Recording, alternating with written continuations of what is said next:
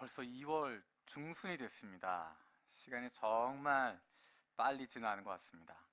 어떤 사람들은 시간이 왜 이렇게 더디 가나, 또 어떤 분들은 시간이 참 빨리 지나간다, 그렇게 생각할 것 같습니다. 여러분은 어떻게 생각하십니까? 시간이 어떻게 지나가고 있습니까? 내가 처해 있는 상황에 따라서 그렇게 느낄까? 그렇지 않은 것 같습니다.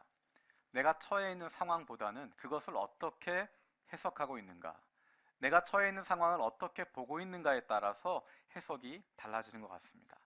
너무 행복해서 시간이 빨리 지나간다고 느끼는 사람도 있고, 너무 행복해서 시간이 멈춰져 있는 것처럼 느끼는 사람도 있고, 단 한순간이었지만 단 한순간의 감격으로 평생을 살아갈 수 있는 사람이 있는가 하면, 어떤 사람은 평생 동안 아무런 감격이나 감동도 없이 그냥 시간만 흘러보내는 경우도 있습니다. 우리의 자세가, 우리의 태도가 어떠한가에 따라서 모든 것들을 새롭게 볼 수 있습니다. 이번 주에는 우리에게 중요한 일들이 몇 가지 있습니다. 첫 번째는 내일 있을 미션 컨퍼런스입니다. 네 분의 좋은 강사분들을 모시고 하나님 기뻐하시는 선교, 그것에 대해서 같이 나누고 고민하게 될 것입니다. 선교라고 하는 것은 중요하고 소중한 것입니다. 그렇기 때문에 그것을 조심해서 다루어야 됩니다. 모든 것이 다 선교를 위한 것이다, 그 이야기는 거꾸로 이야기하면 아무것도 선교를 위한 것이 아니다라고 이야기할 수 있습니다. 모든 것이 다 선교를 위한 것이다, 그렇지 않습니다. 선교라고 하는 단어를 이야기하면 우리는 많은 무게감을 느끼고 있습니다. 중요하게 생각하고 영적으로 부담감을 갖고 있습니다. 그렇기 때문에 선교라는 용어를 통해서 쉽게 다른 사람을 조작할 수 있고, 스스로 나의 행동을 위안 삼을 수 있는, 나의 행동을 합리화시킬 수 있는 그런 위험성이 있습니다. 선교라고 하는 단어는 굉장히 위험한 단어입니다. dangerous한, 아주 조심해야 돼. 그래서 멀리 할 수는 없지만 그것을 소중하게 다루고 조심해서 다루어야 할 단어가 바로 선교라는 것입니다. 그래서 우리가 선교에 대해서 공부하고 준비하게 되어지는 것입니다. 일본 선교라고 하는 것, 그것이 독특하다, 특수하다, 그것만 강조하는 것은 오히려 일본 선교의 특수성만 강조하고 그것의 독특한 부분만 강조한다고 하는 것은, 일본은 다르다라고 이야기하는 것은 그만큼 건강하지 않다는 증거일 수 있습니다. 일본 선교도 선교의 보편적인 큰 틀 안에 머물게 되어지는 것이고, 그 가운데서 일본이라고 하는 특수한 상황이 더해지는 것이지, 일본 선교라고 특수하고 다르고 이것만 독특한 모습으로 가는 것 아닙니다. 특수성을 강조하는 것이 아니라 일반적인 것들을 나눌 수 있어야 됩니다. 그래서 이번 선교 컨퍼런스의 주제가 일본 선교 되어 있지 않고 선교라고 되어져 있습니다. 하지만 강사들을 보면 그 선교의 방향이 어느 쪽인지는 분명히 알 수 있습니다. 네 분의 강사분이 오시는데 한 분은 한국에서 오시고 세 분은 일본에 계신 분입니다. 두 분은 한국 분이고 두 분은 일본 분이십니다. 여러분 잘 아시는 한국의 GMF라고 하는 대표적인 건강한 선교단체가 있습니다. 그 산하에 여러 전문적인 선교단체들이 있는데, 화려하지 않지만 큰 빛을 내는 것 아니고 사람들 많이 동원하는 그런 선교단체 아니지만 꾸준하고 건강하게 한국 교회를 섬기고 있고 세계 선교를 위해서 열심을 다하고 있는 좋은 선교단체입니다. 그 강사님을 통해서, 그 대표님을 통해서 선교가 무엇인지, 그리고 세계 선교의 현황에 대해서, 그리고 우리가 어떻게 세계 선교에 함께 할 수 있을지 같이 나눌 수 있는 좋은 기회가 될 것입니다. 일본에서는 조남수 목사님을 강사분으로 모시게 되었습니다. 가와사키 초대 그리스도교회 담임 목사님이시고, 우리가 아침에 큐티하고 있는 매일 성경 일본어로 집필하고 있는 분이십니다. 일본에서 사역하고 있는 많은 한인 목회자, 사역자, 선교사들 중에서 일본 분들에게, 일본 사역자들, 일본 목회자들에게 존경받고 있는 몇 분 중에 한 분이십니다. 일본 선교를 위해서 일본에 가장 맞는 방식을 찾기 위해서 노력하고 애쓰시는 분이십니다. 어쩌면 우리가 그동안 해왔던 방식과 다른 부분이 많이 있을 수 있는데, 우리가 더 배우고 고민해야 될 부분들을 함께 발견할 수 있는 좋은 시간이 될 것입니다. 두 분의 일본 선교사님과 목사님을 모시게 되었습니다. 17년 동안 인도네시아에서 선교사로 사역했던 분 오셔서 일본인 선교사의 모습에 대해서, 선교가 무엇인지에 대해서 그분이 경험하게 되어진, 사역하게 되어진 것도 같이 나눌 것이고, 일본인 목사님을 통해서 지역사회 가운데 뿌리 내리고 있는, 지역사회가 인정하고 있는 좋은 교회의 모습들, 일본 교회가 어떠한 모습인지, 어떤 좋은 교회인지를 같이 나눌 수 있는 시간들이 되어질 것입니다. 일본에 좋은 많은 교회들이 있고, 많은 좋은 목사님들 계시고, 좋은 선교사님들 계십니다. 그분들을 만날 수 있는, 그분들의 이야기를 들을 수 있는, 균형된 시각들을 보게 되어질 수 있는 좋은 시간 되어질 것입니다. 우리가 생각하지 못했던 한 가지 문제가 있었습니다. 이런 좋은 평판을 가지고 계시는 일본 선교사들, 목사들, 목사님들, 이런 분들이 우리 교회에 와서 강의를 한다고 하는 것이 사실은 굉장히 위험이 높은, 굉장한 위험을 가지고 있는 것입니다. 왜냐하면 요한교회에 가서 강의했다, 세미나를 진행했다라고 하는 것, 요한교회에서 무엇인가 했다고 하는 것들이 어쩌면 그분들한테는 힘든 부담이 되어질 수도 있습니다. 그래서 선뜻 나서지 않는 분들이 많이 있었습니다. 여러 가지 사정들이 있겠지만 스스로에게 많은 부담이 되어지기 때문에 결단을 내리고 온다고 하는 것이 참 어려운 길입니다. 하지만 이분들이 결단을 내리고 우리 교회에 오셔서 같이 세미나를 하고, 같이 고민하고, 같이 기도하고, 하나님이 원하시는 일본 선교를 위해서 우리가 함께 힘을 모으기 위해서 그분들이 희생하는 마음으로, 헌신하는 마음으로 이곳에 와주십니다. 올해 그분들이 와서 미션 컨퍼런스를 하고 나면 내년에는 좀 더 많은 분들이 참여하실 수 있고, 요한교회가 달라지고 있구나, 함께 할 수 있는 교회구나, 함께 일본 선교를 위해서 힘을 모을 수 있는 좋은 교회구나 하는 것들이 조금씩 드러나게 될 것입니다. 내일 하게 되어진 미션 컨퍼런스, 그래서 중요한 것입니다. 선교에 대해서 배우고 함께 협력할 수 있는 길을 위해서 기도할 수 있는, 내일 시작하지만 내년에도 계속 이어질 수 있는, 그 이후로도 우리 교회가 선교하는 교회로서 선교에 대해서 배우고 함께 훈련할 수 있는, 다른 교회들과 함께 협력하며 연합하며 선교할 수 있는 그 시작이 되어질 것입니다. 여러분들 내일 꼭 오셔서 함께 참여해 주시고, 오실 수 없는 분들은 인터넷으로 중계하도록 하겠습니다. 인터넷으로라도 여러분 어느 곳에 있든지 보시면서 많이 배울 수 있는, 그리고 그것을 위해서 기도하고 우리 교회가 하나님이 원하시는 선교 잘 감당할 수 있는 교회 되게 해달라고 기도할 수 있는 그런 시간들이 되었으면 좋겠습니다. 이번 주에 중요한 날이 하루가 더 있습니다. 2월 14일입니다. 자, 2월 14일 무슨 데이?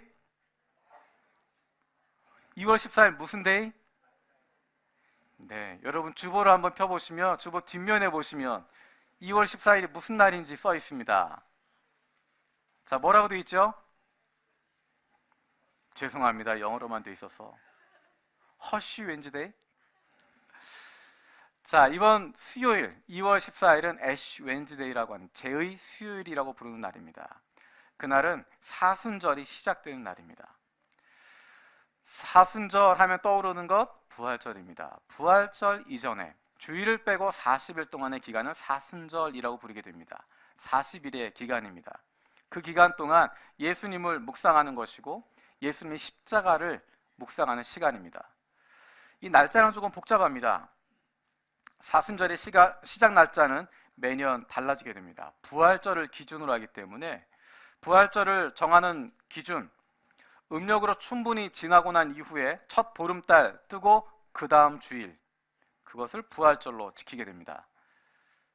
낮과 밤의 길이가 똑같아지는 춘분, 그것을 지나고 보름달이 뜨고 나면 그 다음 주일날, 그날을 부활절로 지키게 됩니다. 매년 달라지겠죠? 그래서 매년 부활절의 날짜가 달라집니다. 빠를 때는 양력으로 3월 22일, 늦을 때는 양력 4월 25일. 그래서 어떤 때는 부활절이 3월 달에 갔다가 어떤 때는 4월에 갔다가, 예수님이 지금 날짜 정해놓고 부활하시지 뭘 왔다 갔다 하시나 생각하게 됩니다.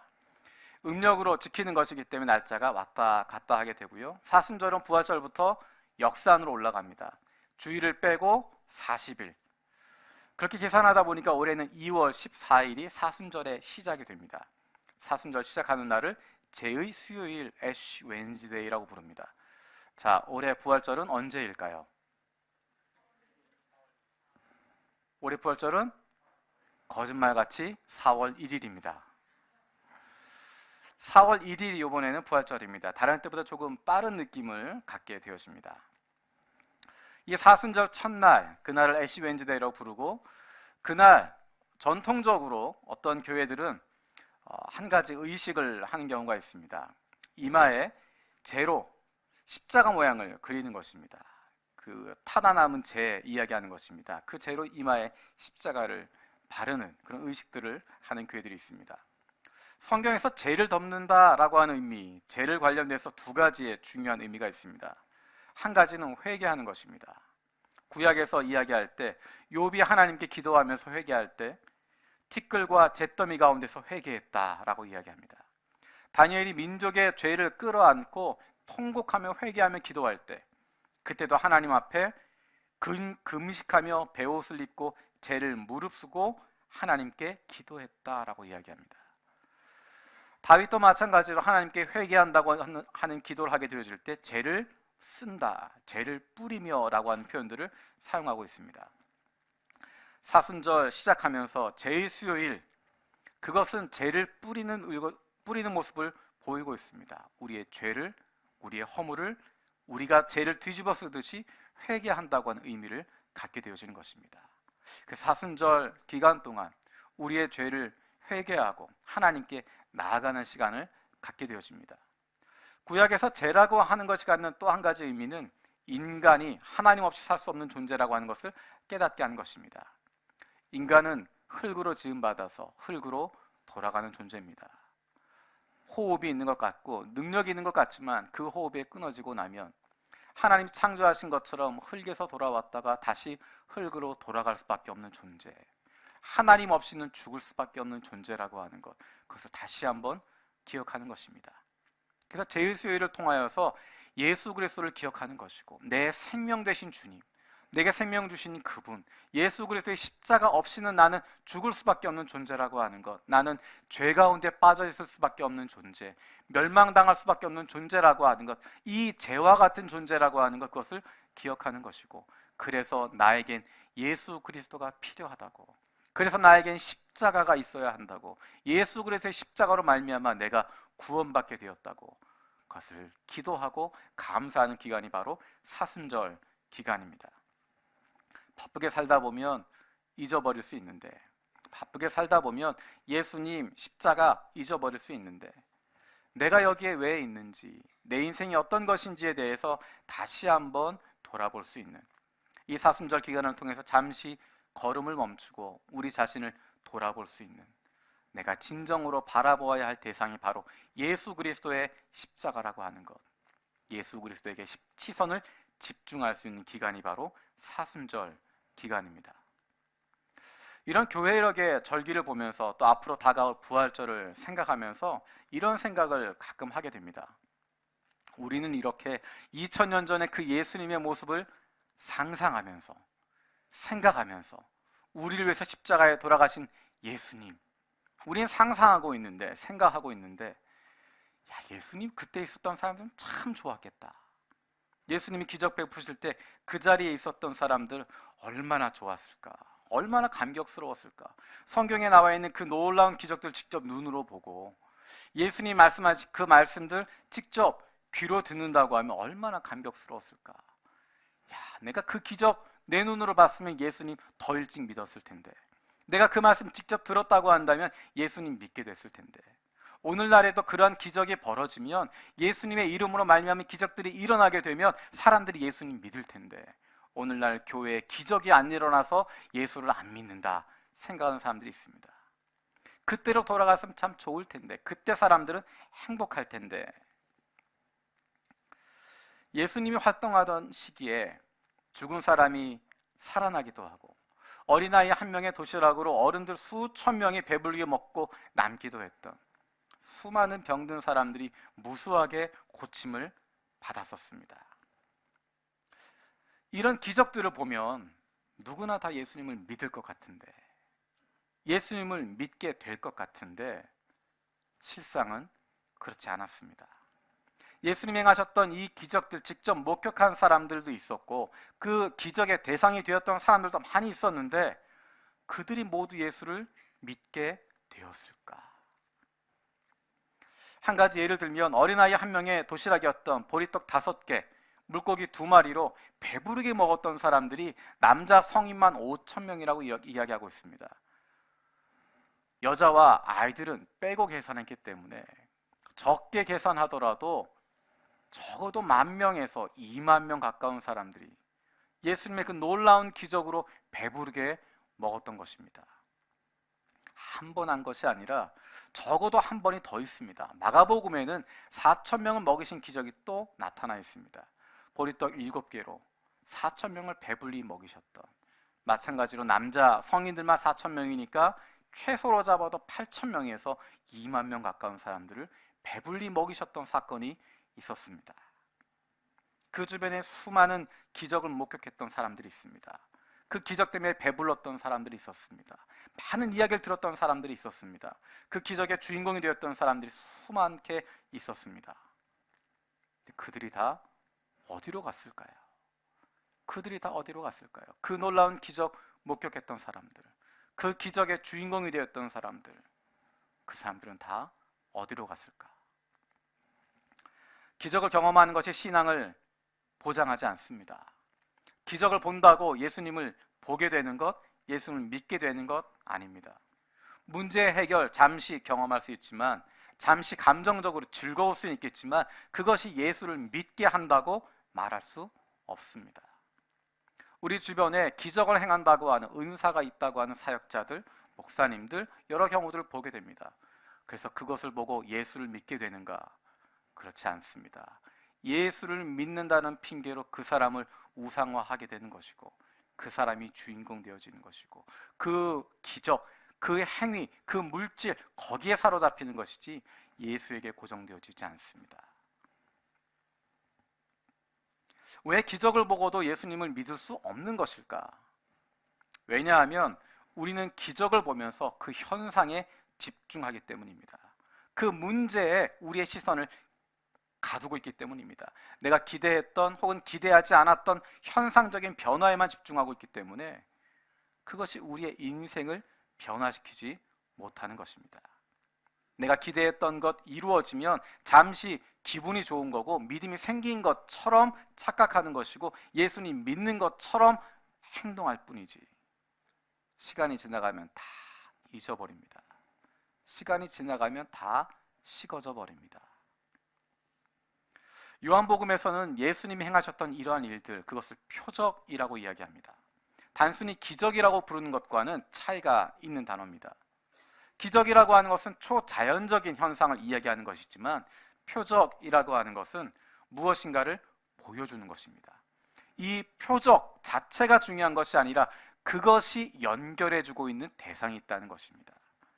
이 표적들은 예수가 하나님의 아들이심을 보여주는 것입니다. 그래서 그를 믿고 영생을 얻게 하는 것입니다. 기적이 이루어지는 것, 거기에 시선이 머무는 것이 아니라 그 기적을 통해서 그것을 넘어서 예수 그리스도를 볼 수 있도록 하고 예수가 하나님의 아들이심을 믿게 하고 그로 말미암아 영생을 얻도록 하는 것, 그것이 바로 표적이라고 이야기하고 있습니다. 오늘 등장하는 본문에도 표적이라고 하는 단어가 등장하고 있습니다. 우리 54절 말씀 같이 읽어볼까요? 54절입니다. 같이 읽겠습니다. 시작.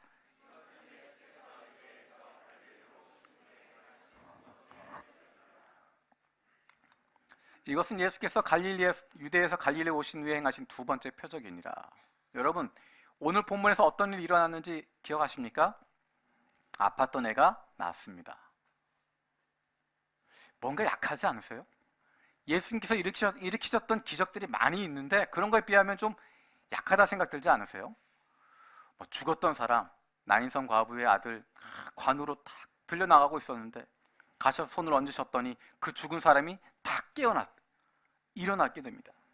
죽었던 아이가 일어나기도 하고 5,000명을 먹이기도 하고 무언가 스케일이 더 큰 일이 있을 것 같은데 오늘 본문에 등장하고 있는 것은 아이 하나가 아팠는데 나은 겁니다. 우리가 그동안 봤었던 예수님의 스케일에 비하면 좀 작다 싶습니다. 우리가 몇 주 전까지 나누었던 사마리아 여인과의 대화, 여러분 기억하시죠? 굉장히 많은 이야기를 주고받고 있는데 오늘의 본문에서 예수님께서 이 사람에게 했던 이야기는 딱 한마디입니다. 가라, 내 아들이 살아있다.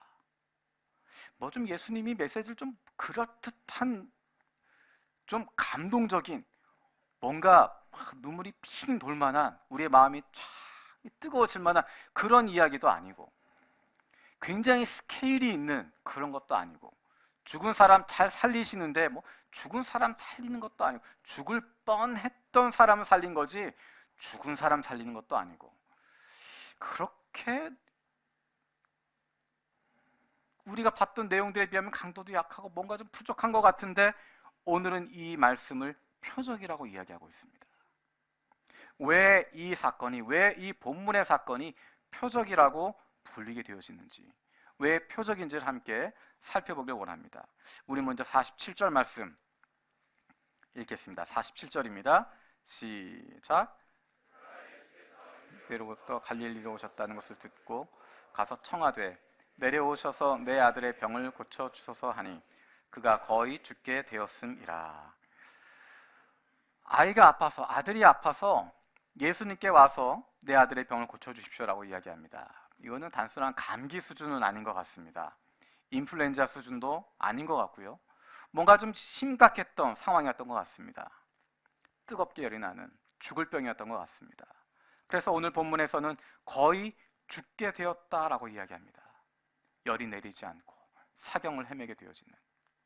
여러분 기억하시는 것처럼 이 사람의 신분은 왕의 신하라고 이야기하고 있습니다. 물질 가질 만큼 있었을 거고요. 인맥 많이 가지고 있었을 것입니다. 좋은 의사들 많이 알고 있었을 것이고, 나름대로 해결할 수 있는 방법 다 동원하겠지만 그것으로 해결되지 못하고 있는 상황입니다. 돈으로 해결할 수 없는 상황이었고, 좋은 의사 다 불러 모았지만 그 열 떨어지지 않는 상황이었고, 아버지로서 할 수 있는 모든 일을 다 동원하고 있지만 어떻게 해결할 수 없는 상황이 되어서 예수님의 소문 듣고 그분이 오셨다라는 이야기를 듣고 그분에게 달려가서 간청하는 것입니다. 내려오셔서 우리 아들 살려주십시오. 예수님이 내려가시지 않습니다. 딴 얘기하고 계신 것 같아요. 그 자리에 머물고 계십니다. 그랬더니 이 신하가 간절한 마음으로 가만히 계신 그 예수님을 보면서, 별다른 반응 보이지 않고 있는 예수님을 보면서 더 간절한 마음으로 이 아버지가 예수님께 간청하게 됩니다. 49절 같이 읽겠습니다. 시작. 신하가 이르되 주여 내 아이가 죽기 전에 내려오소서. 여러분이 아버지의 간절함이 느껴지시죠? 쉽게 표현하면 제발 우리 아이 살려주십시오. 주님 내려가시면, 주님이 오시면, 예수님이 오시면 고쳐주실 수 있습니다. 예수님이 가시면 그 열 다 내려갈 수 있고 주님밖에 없습니다. 내가 주님만 의지하고 주님만 신뢰해서 여기까지 왔습니다. 주님 빨리 같이 가십시다. 빨리 가셔서 우리 아이 살려주십시오. 간절한 마음으로 예수님께 매달리고 있습니다. 예수님의 대답이 50절에 나와 있습니다. 같이 읽겠습니다. 50절입니다. 시작. 예수께서 이르시되 가라.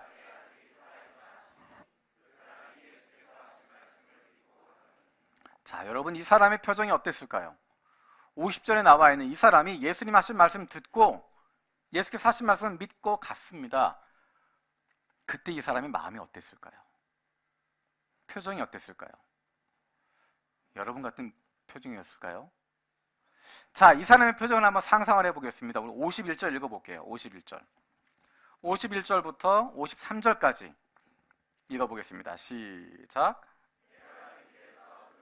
오다가 만나서 아이가 살아있다 하거늘 그 낫기 시작한 때를 물은즉 어제 7시에 열기가 떨어졌나이다 하는지라. 그의 아버지가 예수께서 내 아들이 살아있다 말씀하신 그때인 줄 알고 자기와 그 온 집안이 다 믿으니라. 길을 내려가다 종들을 만났습니다. 종들이 이 신하를 찾아서, 아버지를 찾아서 거슬러 오고 있었습니다. 가던 길에 만났습니다. 아이가 살았습니다. 아이가 살았다고 하는 보고를 받게 됩니다. 이 사람이 물어봅니다. 그 종들에게 이 아이가 낫게 된 때가 언제냐 물어봤더니 어제 오후 1시쯤 됐습니다. 어제 오후 1시쯤에 열기가 떨어졌습니다. 이야기했습니다. 이 아버지가 생각해 보니까 예수께서 내 아들이 살아있다라고 이야기하셨을 때 바로 그때 그 시간이라고 하는 것을 알게 됐습니다. 여러분 50절에서 이 아버지의 모습이 어땠을지 그려지십니까? 여전히 안 그려지십니까? 자, 이 아이가 있었던 곳은 가버나움이란 곳입니다. 예수님이 계신 곳은 가나라고 하는 것입니다. 이 둘의 거리가 얼마쯤 될까요? 신주쿠와 동경역? 여기와 우에노 정도 될까요? 이 거리가 약 20마일 정도라고 이야기합니다. 32km 정도입니다. 잘 와닿지가 않으시죠? 32km가 어딘지. 제가 그래서 구글 맵에서 찾아봤습니다. 이게 우리 집에서 32km 딱 치면 어디 나왔으면 좋겠는데 그런 기능을 제가 잘 몰라가지고요. 이 자를 가지고 이렇게 막 재봤습니다. 32km쯤 되는 적이 어디쯤 될까 쭉 살펴보니까 한 곳이 눈에 들어왔습니다. 요코하마. 좀 와닿으시죠? 요코하마에 아들이 아파 있습니다. 죽을 상태에 있는데 그 아버지가 우리 교회까지 온 겁니다. 얼마나 걸렸을까요? 1시간?電車 타고 1시간. 걸어서 구글맵이 좋은 게 그게 나오더라고요. 요코하마에서 우리 교회까지 걸어서 쉬지 않고 화장실도 안 가고 밥도 안 먹고 7시간.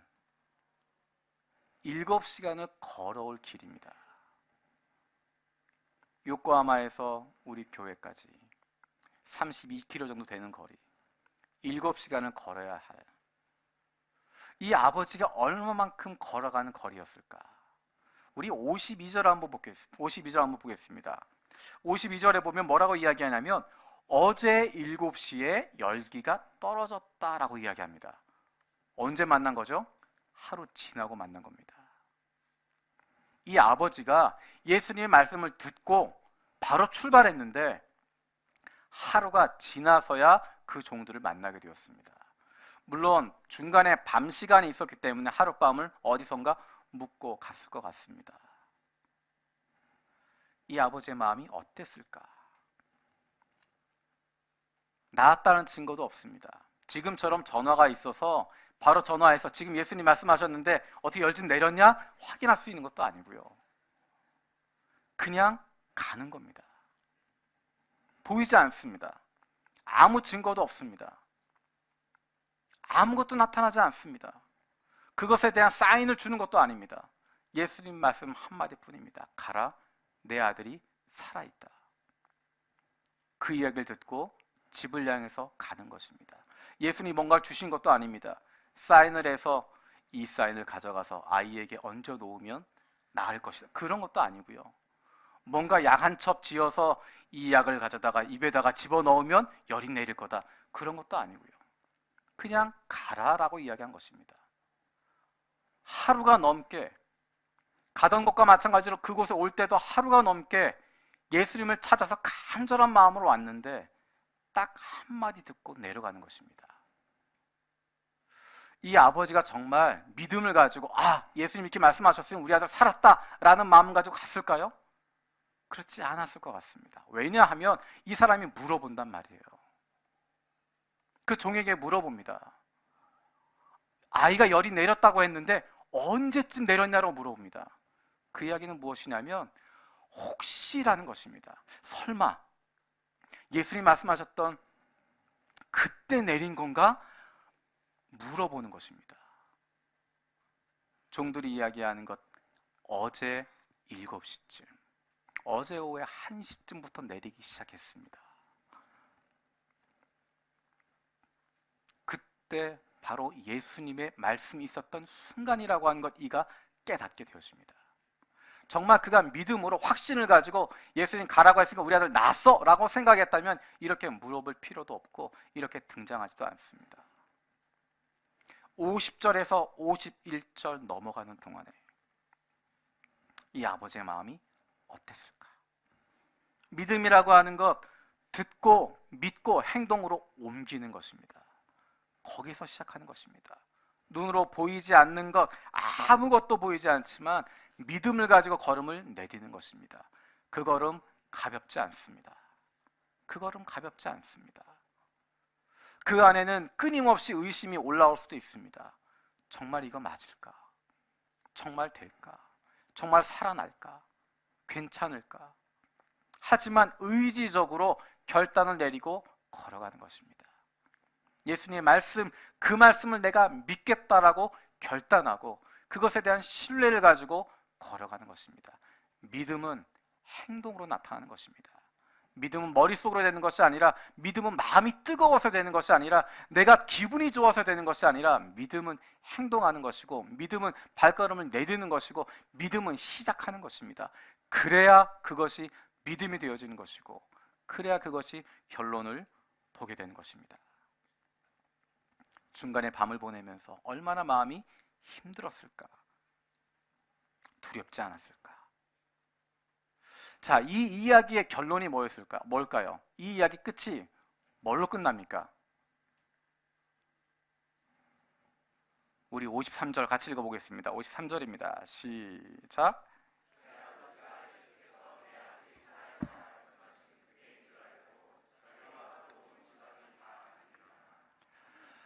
자, 이 아이가 살아난 것으로 끝나지 않습니다.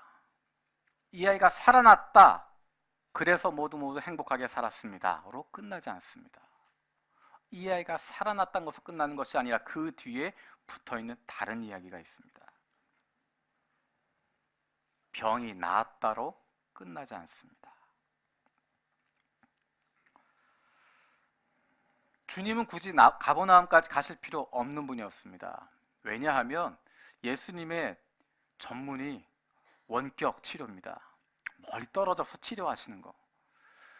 마태복음에도 비슷한 장면이 등장합니다.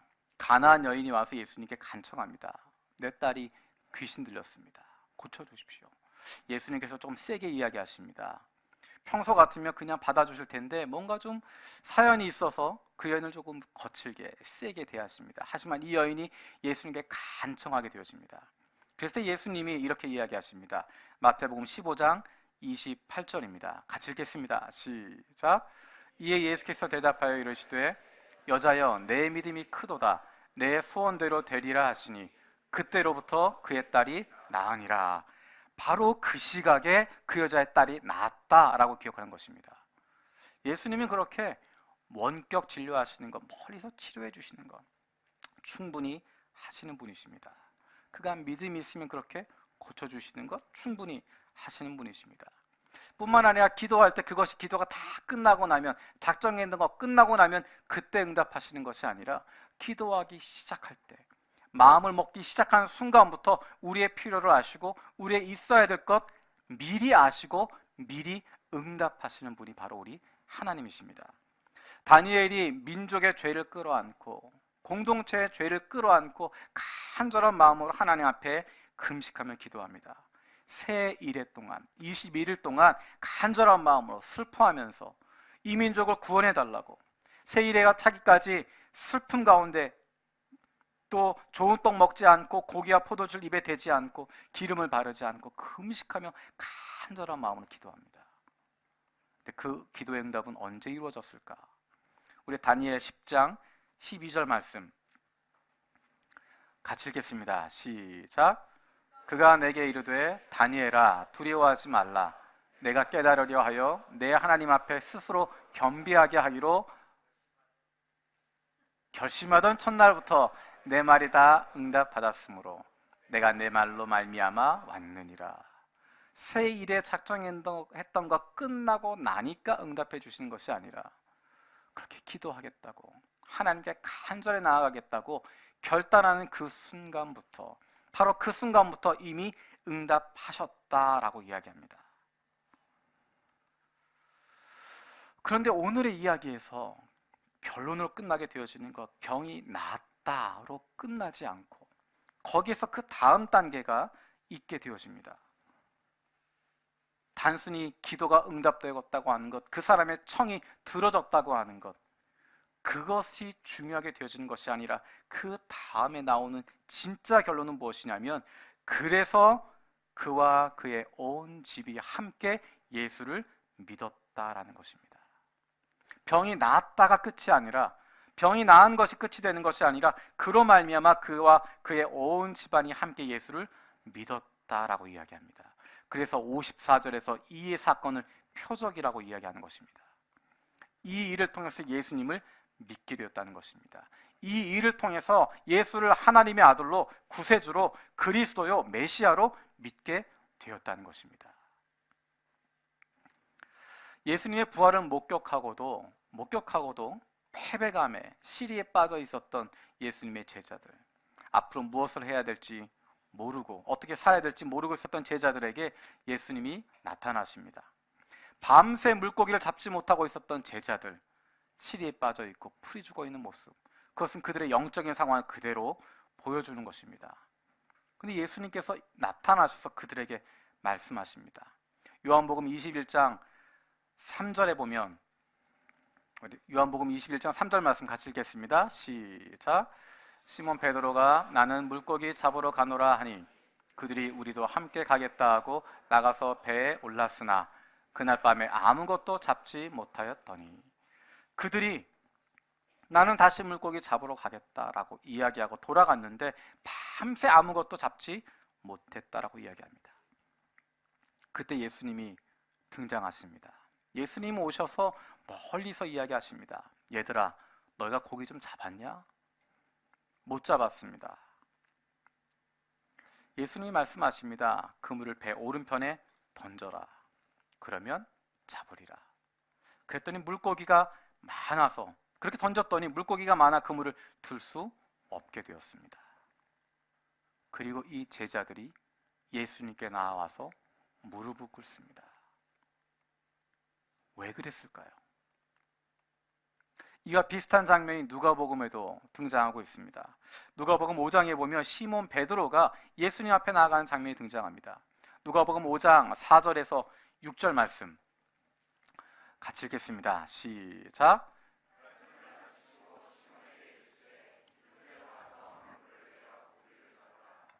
시몬이 대답하여 이르되 선생님, 우리들이 밤이 새도록 수고하였으되 잡은 것이 없지만은 말씀에 의지하여 내가 그물을 내리리다 하고, 그렇게 하니 고기를 잡은 것이 심히 많아 그물이 찢어지는지라. 자, 밤새 고기를 못 잡았는데 예수님이 오셔서 말씀하십니다. 깊은 곳에 가서 그물을 던져라. 그물을 던졌습니다. 물고기가 많이 잡혔습니다. 그러고 나서 나타난 반응이 무엇이냐면 5장 8절에 있는 반응입니다. 5장 8절 읽겠습니다. 시작.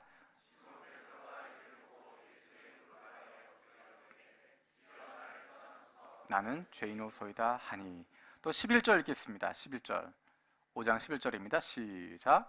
그들이 배를 육지에 대고 모든 것을 버려두고 예수를 따르니라. 누가복음에서 중요한 사건이 물고기를 많이 잡는 것이라고 한다면, 밤새 잡은 것이 없지만 주님의 말씀에 의지해서 그물을 깊은 곳에 가서 던졌더니 많은 물고기를 잡았더라. 물고기를 잡은 것이 중심이었다고 한다면 성경의 뒷부분은 달라져야 됩니다.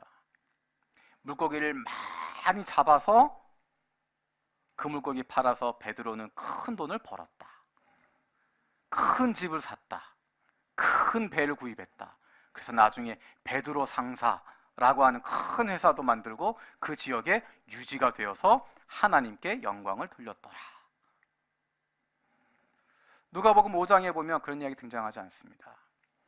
물고기를 많이 잡는 것이 목표처럼 보였는데, 물고기를 그물이 찢어질 만큼 그렇게 많은 물고기를 잡았는데 그것 가지고 큰 집도 살 수 있고 큰 배도 살 수 있고 동네 거부가 될 수도 있을지도 모르겠는데 그것들을 다 내버려뒀다라고 이야기합니다. 거기에 붙잡혀 있지 않습니다. 많은 물고기 잡았지만 그것 내버려두고, 그대로 다 내버려두고 그들이 예수님을 따라가게 되어집니다. 예수님을 만나게 되어집니다. 요한복음에서 이 제자들이 놀라게 되어진 것, 물고기를 많이 잡았기 때문에, 153마리의 물고기를 잡았기 때문이 아니라 그 일을 통하여서 누가복음에서 일으키셨던 그 예수님의 기적을 다시 한번 기억하는 것이고, 우리가 예수를 만났다는 기쁨을 갖게 되어지는 것이고, 그래서 그 물고기 다 버려두고 예수님 앞으로 나아가게 되는 것입니다. 믿음으로 순종하면, 행동하면 얻어지는 결과가 무엇일까? 어떤 사람은 많은 물고기를 잡기도 하고, 어떤 사람은 병이 낫기도 하고, 어떤 사람은 문제가 해결되기도 하지만, 그들의 공통점은 그들의 시선이 거기에 머물지 않는다는 것입니다. 더 이상 물고기에 붙잡혀 있는 것이 아니라, 더 이상 건강에 사로잡혀 있는 것이 아니라, 더 이상 그들 눈앞에 있는 그 문제에, 그 현상에 갇혀 있는 것이 아니라, 그것을 넘어서 예수를 만나게 되었다는 것입니다. 예수를 만나고 나면 예수를 따르게 되는 것입니다. 왜냐하면 내 앞에 있는 문제가 더 이상 나의 목표가 되지 않기 때문입니다. 하나님이 살아계시다고 하는 것, 예수님이 나와 함께 하시다고 하는 것, 그것을 경험하게 되는 것이고, 예수를 만나게 되는 것이고, 현실의 문제를 뛰어넘어서 예수님께로 나아가게 되는 것입니다. 내 문제가 해결되지 않는 것 중요하지 않습니다. 내가 믿음으로 행동할 수 있는 것, 내가 믿음으로 시작할 수 있는 것, 믿음으로 한 걸음 한 걸음 내어 디딜 수 있는 것, 그것을 통하여서 우린 예수님을 만나게 되는 것이고, 그 걸음들을 통하여서, 그 결단을 통하여서, 그 믿음의 행동을 통하여서 우리는 예수님을 발견하게 되어지는 것이고, 그분을 따르게 되는 것입니다. 때로는 우리가 원하는 응답 받지 못할 때도 있습니다. 내가 원하는 것은 이것이 아니었는데 하나님이 다른 것으로 응답하실 때도 있습니다. 세상 사람들이 보기에 아이고 저걸 어째, 그런 이야기 할 수도 있습니다. 하지만 그것으로 말미암아서 내가 예수님을 만나게 된다면, 그것이 바로 주님이 우리에게 주시는 표적이 되어지는 것입니다. 그것이 바로 기도의 응답인 것이고, 그것이 바로 우리로 하여금 하나님을 만나게 하는, 예수님을 만나게 하는 하나님의 손길이 되어지는 것입니다. 우리의 믿음의 수준이 눈에 보이는 것에 연연하지 않았으면 좋겠습니다. 그 너머에 계신 예수 그리스도를 볼 수 있으면 좋겠습니다. 이 왕의 신하가 50절에서 51절로 넘어가는 과정 가운데 무엇이 있었을까? 예수님의 말씀이 있었습니다. 예수님이 가라고 말씀하시고, 나를 믿으라고 말씀하시고, 나에게 모든 것 맡기라고 말씀하시고, 그 말씀 붙들고 있었기 때문에 그 말씀 신뢰하고 믿음으로 순종했던 것입니다. 50절, 51절 사이의 그 모습 쉽지 않은 장면입니다. 하루 밤새 걸어가는 사이에 그 긴 거리 걸어가면서 내가 잘못된 선택한 거 아닌가? 정말 살아날까? 정말 이분이 그리스도가 맞을까? 정말 내가 이렇게 가는 것 옳은 것일까? 끊임없이 그 마음 가운데 힘들었을 수도 있고, 어려웠을 수도 있고, 눈물 나는 상황 있을 수 있지만, 그가 포기하지 않고 꾸준히 꿋꿋이 한 걸음 한 걸음 걸어가게 되었을 때, 주님만 신뢰하고 그 말씀 의지하면서 하나님이 어떻게 하시든지 나는 이 길 걸어갑니다라고 꿋꿋이 그 걸음 걸어가게 되었을 때, 그와 그의 가족이 예수 그리스도가 누군지를 만나게 되어지고, 단순히 아이의 병이 나은 것 그것이 아니라 그 온 가족이 영생을 얻게 되어지는, 그 가족이 예수를 만나게 되어지는, 그리스도를 만나고 메시아를 만나게 되는 기쁨이 온 가족 가운데 풍성하게 되었던 것을 기억합니다. 50절에서 51절에 그 힘들고 어려운 시간이 있었지만 믿음으로 발걸음 내어 디뎠을 때, 믿음으로 순종하고 무거운 그 걸음 움직이며 한 걸음 한 걸음 나아가게 되었을 때, 53절에 놀라운 역사가, 나와 나의 가정 모두가 예수를 만나게 되어지고 구주로 고백하게 되어지는, 그리스도를 만나는, 메시아를 만났다 선포할 수 있는 놀라운 기쁨이 그들 가운데 넘쳤던 것처럼 우리의 삶 속에도 그런 믿음의 순종이 있게 하여 주시고, 그로 말미암아 내 눈앞에 보이는 현상적인 문제 해결되어지는 것, 그 기적, 거기에 사로잡히는 것이 아니라 그것을 뛰어넘어서 예수 그리스도를 만날 수 있는, 나의 구주가 되시는, 나의 그리스도가 되시고 나의 메시아가 되는 예수 그리스도를 만날 수 있는 복을 누릴 수 있는 저 여러분들 되어지기 원합니다. 우리 기도하는 마음으로 함께 찬양했으면 좋겠습니다. 우리가 많이 불렀던 찬양이고 조금 전에도 불렀던 찬양입니다. 우리는 자꾸만 말씀하시는 대로 순종해서 깊은 곳에 그물을 던지면 물고기 많이 잡을 거라고, 그래서 그 물고기 팔아서 집도 사고 차도 사고, 그 물고기 팔아서 배부르게 먹고, 그 물고기 팔아서 다른 건 뭐 해야지, 그런 생각에 빠져 있습니다. 하지만 하나님께서 원하시는 것은 그 순종하는 과정을 통하여서 예수님을 만나게 되는 것입니다.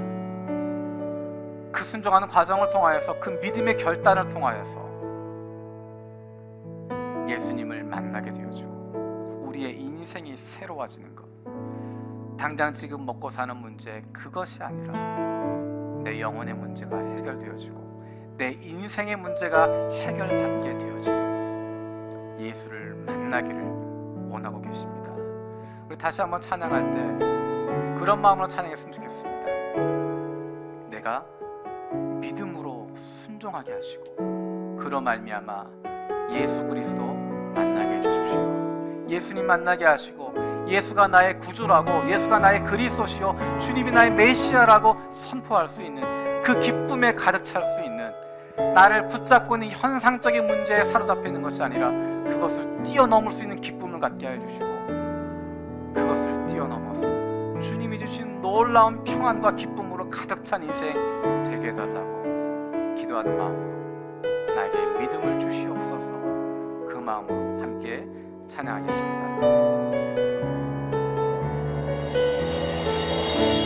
전능하신 나의 주 하나님은, 전능하신 나의 주 하나님은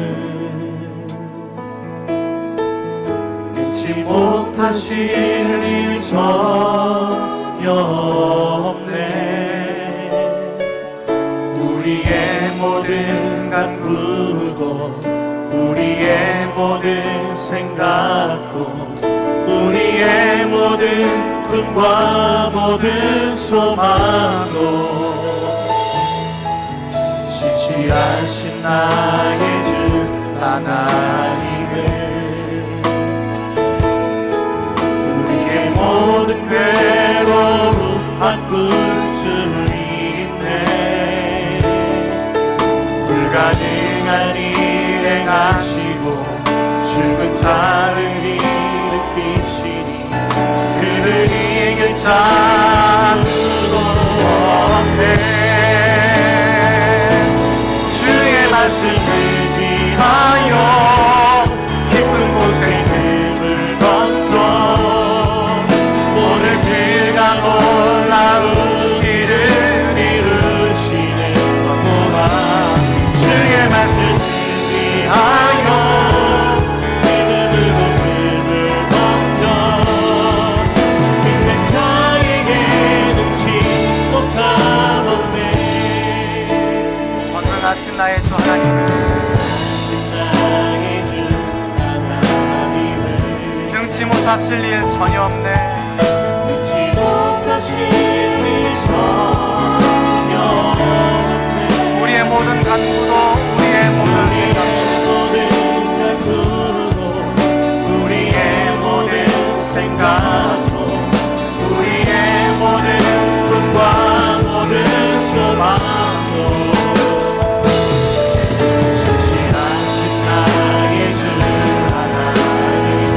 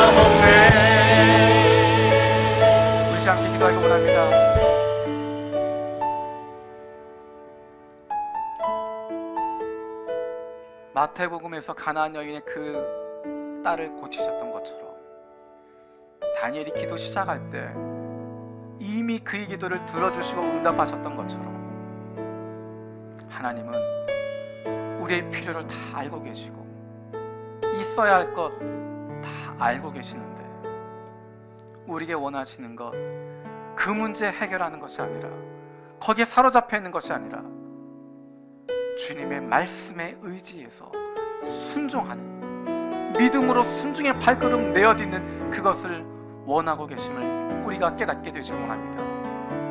하나님, 우리가 물고기 많이 잡는 것 거기에 집중하고 내 딸이 낫는 것, 내 아들의 병 고쳐지는 것 거기에만 집중하고 있었는데 하나님은 우리가 원하시는 것 그것이 아니라 그것은 하나님이 다 해결해 주시는 것이고 하나님이 미리 알고 계시고 미리 다 공급해 주시는 것인데 그것이 아니라 그 과정을 통하여 믿음의 순종의 발걸음들을 통하여서 믿음으로 발걸음 내어지는 그것을 통하여서 우리가 예수 그리스도를 만나게 되어지고 그로 말미암아 예수를 나의 주로 시인하게 되어지고 예수를 나의 구주로 나의 그리스도로 나의 메시아로 고백함을 통하여서 영생을 얻게 되어지는 영생의 기쁨을 누리게 되어지는 그것을 얻게 되길 원하시는 것을 깨닫게 하심을 감사드립니다. 아버지 하나님, 우리가 더 이상 물고기에 사로잡혀 있는 것이 아니라 더 이상 열 내리는 것 거기에만 붙잡혀 있는 것이 아니라 내 눈앞에 보이는 것 그 기적의 그 현상적인 것 거기에만 사로잡히는 것이 아니라 그것을 뛰어넘어서 예수를 만나게 하여 주시고 예수를 구주라고 고백하게 하여 주시고 예수가 나의 그리스도시요 나의 메시아라고 고백할 수 있는 예수 그리스도를 만나는 기쁨을 누리게 하여 주시고 그로 말미암아 우리의 가정 가운데 예수로 말미암아 생명이 넘칠 수 있도록 주님 우리 가운데 함께하여 주시옵소서. 이 시간 함께 기도하겠습니다. 아버지 감사합니다.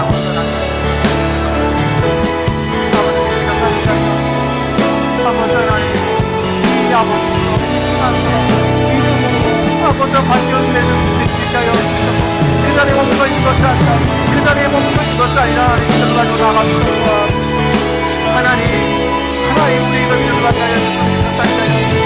아버지 많은 물고기 잡는 것 그것이 우리 인생 문제 해결하는 것이 아니라 아버지 자리 병이라는 것은 인생 우리에게 되어 있는 것이 아니라 아버지 과정을 통하여서 순전한 과정을 통하여서 믿음으로 깊은 곳에 금을 던지는 것을 통하여서 믿음으로 대오른편에 금을 던지는 것을 통하여서 믿음으로 가버나움을 향하여서 발걸음 내어지는 그것을 통하여서 하나님 우리가 예수를 만나게 하여 주시고 우리를 향하신 주의 마음을 발견해서 도와주시고 그로 말미암아 우리가 예수를 구주로 고백할 수 있는 그리스도를 만나게 되어주는 메시아를 만나게 되어주는 그런 놀라운 경험이 얻게 하여 주시옵소서. 그러한 전쟁이 있게 하여 주시고 예수를 하나님의 아들을 만날 수 있도록 도와주시고 그로 말미암아 우리의 인생 문제가 해결될 수 있는 하나님 우리가 영혼을 얻게 되어주는 아버지의 뜻대로 되어지는 것을 아버지 문제를 함께 하여 주시고 우리 가운데 그런 표적이 있게 하여 주시고 기적에 머물지 않게 하여 주시고 또 자기가 주인 걸 머물지 않게 하여 주시고 현상적인 것을 먹는 것이 아니라 그것을 넘어서게 하여 주시고 그로 말미암아 예수를 만나게 하여 주시옵소서.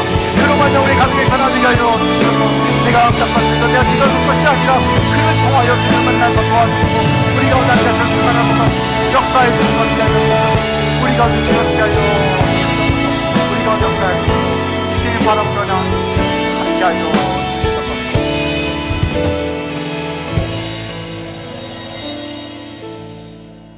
살아계신 아버지 하나님, 이 아버지가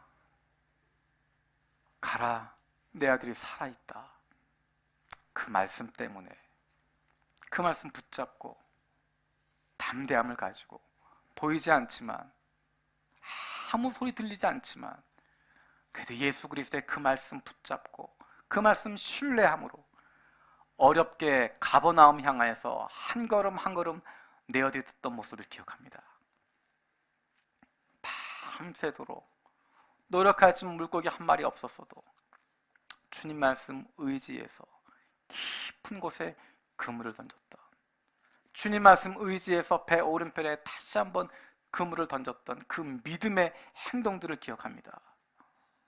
하나님, 그 믿음의 행동으로 말미암아서 아예 열이 내리는 것 거기에 머물지 않고 물고기 많이 잡는 것 거기에 멈추지 않고 그것을 넘어서서 예수 그리스도를 만나게 되어지고, 예수가 하나님의 아들임을 믿게 되어지고, 예수가 그리스도시요 예수가 메시아라고 하는 것, 그것을 믿음으로 말미암아 영생의 기쁨을 얻게 되어지고 생명을 얻게 되었던 그 기쁨이 온 가족 가운데 가득하게 되었던 것을 기억합니다. 하나님, 우리에게도 그러한 기쁨이 있게 하여 주시옵소서.